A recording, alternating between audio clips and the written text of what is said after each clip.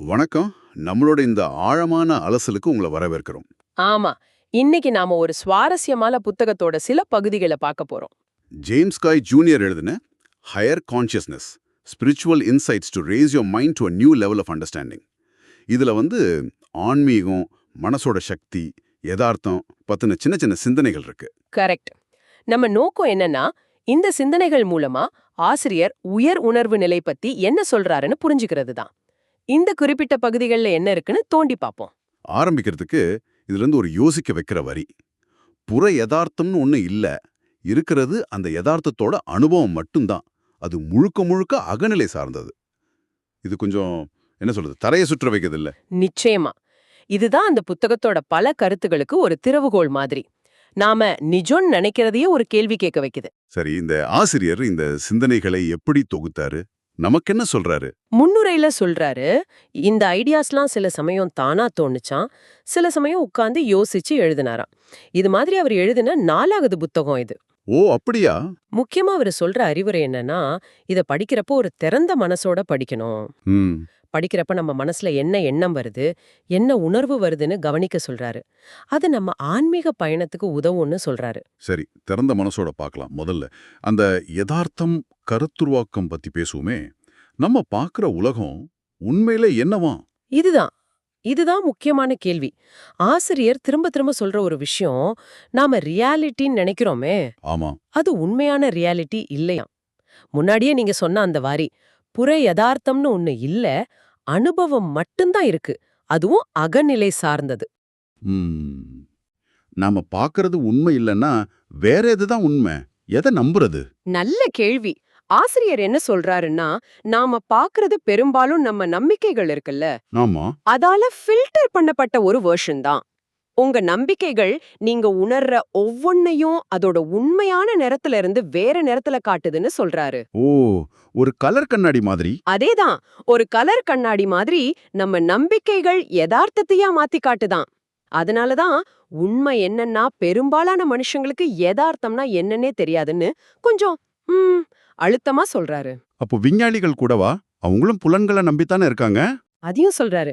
விஞ்ஞானிகள் பெரும்பாலும் அவங்களோட உடல் உணர்வுகளை வச்சுதான் யதார்த்தத்தை தேடுறாங்க. ஆனா உண்மையான யதார்த்தம் மனுஷனோட புலன்களுக்கு அப்பாற்பட்டதுன்னு முடிக்கிறாரு. புலன்களுக்கு அப்பாற்பட்டதா? ஆமா, நம்ம 5 சென்ஸ் இருக்குல்ல, ஆ. அதால அறிய முடியாத ஒரு யதார்த்தம் இருக்குன்னு அவர் நம்புறாரு. அதனாலதான் நாம உண்மையில என்ன பாக்குறோங்கிறது யார் வேணா எதை வேணா ஊகிக்கலாம், நிஜமா அப்படின்னு ஒரு வரி சொல்றாரு. இதெல்லாம் கேட்கும்போது மாயை அப்படிங்கிற வார்த்தை தான் ஞாபகம் வருது. கரெக்ட், ரொம்ப சரியா சொன்னீங்க. அவரே அதை சொல்றாரு. மிகப்பெரிய மாயை சுயத்தோட மாயை. சுயத்தோட மாயையா? நான் அப்படிங்கிறதே மாயையா? ஆமா, இந்த நான்கிற அடையாளமே ஒரு இல்யூஷனா. அதுக்கப்புறம் 2வது பெரிய மாய மத்த எல்லாமே மாயன்னு சொல்றாரு. ஆக சுருக்கமா சொன்னா, நம்ம அனுபவிக்கிற யதார்த்தம்ங்கிறது முழுக்க நம்ம மனசு சம்பந்தப்பட்டது, நம்ம நம்பிக்கையாலானது, ஒரு மாய மாதிரி. உண்மையான யதார்த்தம் நம்ம புலன்களுக்கும் நம்ம நான்கிற எண்ணத்துக்கும் கூட அப்பாற்பட்டதுன்னு இந்த புத்தகம் சொல்லுது. சரி, இந்த மாயையிலிருந்து இல்லனா இந்த அகநிலை யதார்த்தத்திலிருந்து எப்படி வெளியே வர்றது? அதுதானே அடுத்த ஸ்டெப்பு. விழிப்புணர்வு, சுய கவனிப்பு பத்தி என்ன சொல்றாரு? விழிப்புணர்வு, இது ரொம்ப முக்கியமான ஒரு தீம் இதுல. ஆசிரியர் என்ன சொல்றாருன்னா, உணர்வு நிலையோட விழிப்புணர்வு தான் எல்லா பிரச்சனைக்குமான தீர்வு. எல்லா பிரச்சனைக்குமா? ஆமா, அப்படி விழிப்புணர்வு வந்துட்டா பிரச்சனையே இல்லாம கூட போகலாம்னு சொல்றாரு. சில சமயம் கஷ்டமான அனுபவம் கூட நம்மள விழிக்க வைக்கலாம். அந்த வரி, உங்களை கொல்லாத எதுவுமே உங்களை எழுப்பி விடுற சக்தி கொண்டது. ஆனா நாம தூங்கிட்டு இருக்கிறோம்னு முதல்ல தெரியணுமே, அப்பதானே எந்திரிக்க முடியும். மிக சரியான பாயிண்ட். அதான் அவரே கேக்குறாரு, நீங்க தூங்கிட்டு இருக்கலாங்கிற ஒரு சாத்தியத்தை நீங்க யோசிக்கலனா எப்படி நீங்க விழிக்க முடியும்? இது நம்மள நாமளே கொஞ்சம் நேர்மையா பார்க்க சொல்லுது. ம். இதுக்கு சுய கவனிப்பு ரொம்ப முக்கியம்னு சொல்றாரு. சுய கவனிப்புங்கிறதே ஒரு உருமாற்ற செயல்முறை. அப்படின்னா நம்ம எண்ணம், உணர்வு, செயல் இதெல்லாம் ஜஸ்ட் கவனிக்கிறது, எந்த ஜட்ஜ்மெண்ட்டும் இல்லாம. அதுவே நம்மள மாத்த ஆரம்பிக்கும்னு சொல்றாரு.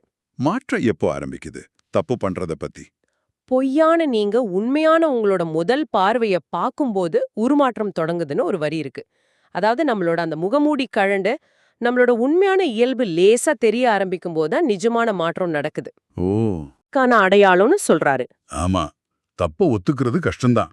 ஆனா அது கத்துக்கிற திறமைன்னு சொல்றது நல்லா இருக்கு. உண்மைதான். ஆக நம்மள நாமே கவனிக்கிறது, நம்ம நம்பிக்கைகளையே கேள்வி கேட்கிறது, இதெல்லாம் தான் மாற்றத்துக்கு முதல் படி. இந்த விழிப்புணர்வு, சுய கவனிப்பு எல்லாம் சரி. ஆனா இதெல்லாம் மனசளவுல மட்டும் போதுமா? இல்ல செயல் வேணுமா? ஆன்மீகம்ங்கிறது ஒரு முயற்சின்னு சொல்றீங்களே, ஆமாம், அதையும் இந்த புத்தகம் வலியுறுத்துது. எப்படின்னு கொஞ்சம் சொல்லுங்களேன். ஆன்மீகம்னா சும்மா அமைதியா இருக்கிறதுன்னு இல்லையா நாம நினைக்கிறோம்? அந்த பொதுவான எண்ணத்தை அவர் கேள்வி கேட்கிறாரு. வார இறுதி போராளியால உண்மையான ஆன்மீக முன்னேற்றத்தை பெற முடியாதுன்னு சொல்றாரு. வார இறுதி போராடியா? ஆமா, அதாவது அப்பப்போ நேரம் கிடைக்கும்போது மட்டும் செய்யறது. ஆன்மீகம் ஒரு பொழுதுபோக்கில்ல, அது ஒரு வேலை அப்படின்னு சொல்றாரு. ஒரு வேலையை எப்படி செய்வோமோ அப்படி தொடர்ந்து அர்ப்பணிப்போட செய்ய வேண்டிய விஷயம்னு சொல்றாரு. ஓ, அதோட தொடர்ந்து எதையாவது யோசிச்சுக்கிட்டே இருக்கிறவங்களால ஆன்மீக தளத்துல முன்னேற முடியாதுன்னு எச்சரிக்கிறாரு. சும்மா யோசிச்சா மட்டும் பத்தாது, செயல் வேணும். ஆனா நம்ம அன்றாட வாழ்க்கையில எவ்ளோ பிரச்சனைகள். அதுல இது ஒரு வேலைனா இன்னும் பாரமா தெரியாதா? நியாயமான கேள்வி. அதுக்கும் அவர் பதில் சொல்ற மாதிரி இருக்கு. சில சமயம் வாழ்க்கையோட கஷ்டங்களே நம்மள இந்த பக்கம் தள்ளுமாம். பொருள் யதார்த்தம் உங்கள ஒரு மூளைக்கு தள்ளும். கடைசியில ஆன்மீகம் தான் ஒரே வழின்னு நீங்க உணர்ற வரைக்கும். அப்புறம் ஒரே வழி உள்ள போறதுதான்னு நீங்க உணர்வீங்க. அதாவது பிரச்சனைகளுக்கு தீர்வு வெளியே இல்ல, உள்ளதான் இருக்குன்னு சொல்றாரா? கரெக்ட். வாழ்க்கையில அடிபடும்போது வெளியே தேடி பிரயோஜனம் இல்ல, நமக்குள்ள திரும்பினாதான் வழின்னு புரியும்னு சொல்றாரு. சரி, இன்னைக்கு இருக்கிற உலக சூழ்நிலையில ஆன்மீகத்தோட தேவை என்னன்னு பாக்குறாரு. ரொம்ப அழுத்தமா சொல்றாரு. உலகம் ஒரு குழப்பம், ஆன்மீகம் ஒரு ஆடம்பரம் இல்ல, அது ஒரு தேவை. தேவைங்கிறாரு. ஆமா, இன்னைக்கு இருக்கிற சூழல்ல மன அமைதிக்கும் தெளிவுக்கும் இது ஒரு லக்ஸரி இல்ல, ஒரு நெசசிட்டி, அத்தியாவசிய தேவைன்னு ஆயிடுச்சுன்னு சொல்றாரு. இதுக்கு உண்மையான விடாத முயற்சி வேணும், சும்மா ஒரு ஆர்வம் மட்டும் போதாதுன்னு தெரியுது. சரி, இந்த ஆன்மீக முயற்சிக்கு மனசு, உள்ளுணர்வும் எப்படி உதவும்? என்ன கருவிகள் இருக்கு? அந்த ஹையர் கான்ஷியஸ்னஸ் நிலை பத்தி என்ன சொல்றாரு? இங்கதான் மனோ, எண்ணம், உள்ளுணர்வு இதெல்லாம் முக்கியமா வருது. முதல்ல கத்துக்கிறதுக்கு சிறந்த கருவி திறந்த மனம்தான்ங்கிறத ஞாபகம் வச்சுக்கணும். புதுசா எதையும் ஏத்துக்க தயாரா இருக்கணும். இந்த ஹையர் கான்ஷியஸ்னஸ், அதாவது உயர் உணர்வு நிலைன்னு அவர் சொல்லும்போது, அது நம்ம அன்றாட மனநிலையிலிருந்து கொஞ்சம் விலகி யதார்த்தத்தை இன்னும் தெளிவா நம்ம வெறுப்பு இல்லாம பாக்குற ஒரு நிலைன்னு புரிஞ்சுக்கலாம். உள்ளுணர்வு பத்தி உள்ளுணர்வு ரொம்ப முக்கியங்கிறாரு. அந்த நேரத்துல தோன்ற உள்ளுணர்வு படி நடக்கிறது. Spontaneity, guided by intuition, moment by moment. அப்புறம் தினசரி நம்ம சிந்தனைகளையே உள்ளுணர்வு வழிநடத்துறது. Contemplation, guided by intuition, day by day. இதெல்லாம் அவசியங்கிறாரு. உள்ளுணர்வு சொல்றத நம்பலாமா? அவர் சொல்றாரு, அந்த உள்ளுணர்வு ஒரு தெய்வீக வழிகாட்டுதலா இருந்தா, நீங்க தெய்வீக வழிகாட்டுதலை பின்பற்றீங்கன்னு உங்களுக்கு தெரிஞ்சா பயத்தை தைரியமா ஓரங்கட்டலான்னு ஒரு நம்பிக்கை கொடுக்கறாரு. நம்ம எண்ணங்களோட சக்தி பத்தி அது ரொம்ப பவர்ஃபுல்னு சொல்றாங்களே. இது ஒரு முக்கியமான எச்சரிக்கை மாதிரி சொல்றாரு. தங்களோட எண்ணங்கள் எவ்ளோ சக்தி வாய்ந்ததுன்னு மக்களுக்கு தெரிஞ்சிருந்தா அது ரொம்ப கவனமா கையாளுவாங்கன்னு.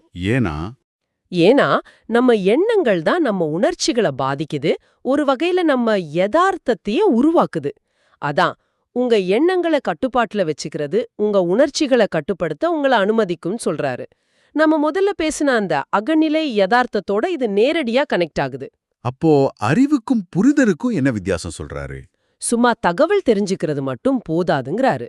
அறிவுங்கிறது புத்திசாலித்தனம் இல்ல அன்னு சொல்லி உண்மையான புரிதல் வேணும்னு வலியுறுத்துறாரு. ஏன்னா புரிதல் நல்லறிவுக்கு வழிவகுக்குது, நல்லறிவு உள்ளவங்களால தான் சுதந்திரமா இருக்க முடியும். ஓ, புரிஞ்சாதான் சுதந்திரமா? ஆமா, திறந்த மனசோட உள்ளுணர்வுக்கு காது கொடுத்து எண்ணங்களோட பவரை புரிஞ்சுக்கிட்டு அதை கவனமா யூஸ் பண்ணி அறிவை தாண்டி உண்மையான புரிதல் அடையறது தான் சுதந்திரத்துக்கும் அந்த உயர் உணர்வு நிலைக்கும் வழிகாட்டுதுன்னு அவர் சொல்றாரு. சரி, இந்த உள்மாற்றங்கள், முயற்சி இதெல்லாம் ஓகே. ஆனா நடைமுறை வாழ்க்கையில இது எப்படி அப்ளை பண்றது? செயல், ஏத்துக்கிறது, வளர்ச்சி பத்தி ஏதாவது டிப்ஸ் இருக்கா? ஆமா, இது ரொம்ப முக்கியம். என்ன சொல்றாரு? ஒரு முக்கியமான பார்வை இதுல என்னன்னா, வெளியே இருக்கிறத மாத்துறத விட நம்மள மாத்திக்கிறதா முக்கியம்னு சொல்றது. உங்க முன்னாடி இருக்கிற படம் மாத்தப்பட வேண்டியதில்ல, உங்க முன்னாடி இருக்கிற படத்துக்கு ஏத்த மாதிரி நீங்க உங்களை மாத்திக்கணும். என்னது? பிரச்சனைய மாத்த வேணாமா, நம்மள மாத்திக்கணுமா? ஆமா, அப்படி செய்யும்போது உங்க முன்னாடி இருக்கிற படம் மாறும் அப்படின்னு முடிக்கிறாரு. இது கொஞ்சம் யோசிக்க வைக்குதில்ல? பிரச்சனைய வெளியே தேடாம நம்ம கிட்ட இருக்கிற பிரதிபலிப்பு சரி பண்ண சொல்றாரு. அப்போ எல்லாத்தையும் அப்படியே ஏத்துக்கணுமா? பற்றுகளை விடுறது கஷ்டமாச்சே. ஏத்துக்கிறதுனா சும்மா இருக்கிறது இல்ல, ஆனா தேவையில்லாம எதிர்க்காம இருக்கிறது. ரொம்ப சிம்பிளா சொல்றாரு, பிடிச்சுக்கிட்டே உங்களால விட்டுவிட முடியாது. ஆமா, அது உண்மைதான். பழையதை பிடிச்சுக்கிட்டே புதுசுக்கு போக முடியாது. ஆனா முயற்சியை விட்டுற சொல்லல. உங்களோட சிறந்ததை தொடர்ந்து முயற்சி செய்யுங்க, மத்தத பத்தி கவலைப்படாதீங்கன்னு என்கரேஜ் பண்றாரு. அறிவு ஞானம் பத்தி இங்க என்ன சொல்றாரு? இங்க ஞானத்தோட முக்கியத்துவத்தை மறுபடியும் சொல்றாரு. ஒருத்தர் அறிவை மாத்த முடியும், ஆனா ஞானத்தை மாத்த முடியாது. ஞானம் சுயமா உருவாக்கப்படணும். ஓ, ஞானம் உள்ள இருந்து வரணும். ஆமா, புத்தகம் அறிவை கொடுக்கும், ஆனா ஞானம்ங்கிறது அனுபவம், நம்மளோட சொந்த சிந்தனை, உள்ள உணர்றது, இதுல இருந்து தான் வரணும். தப்பு பண்றது கூட இதுல ஒரு பங்கு வகிக்குது. ஒரு தடவை செஞ்ச தப்ப ஒரு நல்ல கத்துக்குள்ள வாய்ப்புன்னு பாசிட்டிவா பார்க்க சொல்றாரு. மாற்றம், சேஞ்ச் பத்தி ஏதாவது? நம்ம லைஃப்ல மாற்றம் வந்தா? ஆமா, மாற்றத்தை எதிர்க்க வேண்டாங்கிறாரு. ஓட்டத்தோட போங்க, மாற்றத்தோட மாறுங்க. இது ஒரு முக்கியமான அட்வைஸ். ஓகே. இன்னும் கொஞ்சம் ஆழமா போய் நேர்மறையான மாற்றத்தை எதிர்க்காதீங்க. நேர்மறையான மாற்றம் பெரும்பாலும் எதிர்மறையான மாற்றமா வேஷம் போட்டுட்டு வரும்னு தெரிஞ்சுக்கோங்க அப்படின்னு சொல்றாரு. இது இன்ட்ரெஸ்டிங்கா இருக்கே. கெட்டது மாதிரி தெரியறது நல்லதா இருக்கலாம். ஆமா, சில சமயம் நமக்கு கஷ்டமா தெரியற ஒரு மாற்றம் கூட லாங் ரன்ல நல்லதுக்கு தான் சொல்றாரு. ஆக நம்ம உள் மாற்றத்துக்கு முக்கியத்துவம் கொடுக்கறது, ஓட்டத்தோட போறது, தப்புல இருந்து ஞானம் கத்துக்கிறது, மாற்றம் எப்படி வந்தாலும் அதை புரிஞ்சுக்க முயற்சி பண்றது, இதெல்லாம் தான் வளர்ச்சிக்கு வழி அப்படின்னு இந்த பகுதி சொல்லுது. இப்போ இந்த ஆசிரியர் ஜேம்ஸ் கோய் ஜூனியரை பத்தி சில தகவல் இருக்குல்ல, அவரை பத்தி கொஞ்சம் சொல்லுங்களேன். ஆமா, அந்த ஆசிரியரை பற்றி பின்னுரை பகுதிகள்ல கொஞ்சம் குறிப்பு இருக்கு. அவரையே தி அட்ராக்ட் மணி குரு டிஎம் அப்படிங்கிற ஒரு ட்ரேட்மார்க்கோட சொல்றாரு. பணம் ஈர்க்கும் குருவா? ஆமா, பணம் ஈர்க்கிறத பத்தியும் புத்தகங்கள் எழுதியிருக்காரு. அவரை தன்னை ஒரு மெட்டாபிசிக்ஸ் பிராக்டிஷனர், அதாவது இந்த பிரபஞ்சத்தோட அடிப்படை மனம், பொருள் இதுக்கெல்லாம் உள்ள தொடர்பு பத்தி ஆராயிறவர்னு சொல்றாரு. மன ஆற்றல், ஆன்மீகம் இதிலெல்லாம் ரொம்ப ஆர்வம் உள்ளவர். அப்புறம் தேவதை, பேய் பற்றியெல்லாம் கூடவா? ஆமா, புத்தகத்துல அத பத்தின குறிப்புகள் இருக்கு. தேவதைகள், பேய்களோட தனக்கு ஏற்பட்ட அனுபவங்கள் பத்தியும் அவர் சொல்றதா இருக்கு.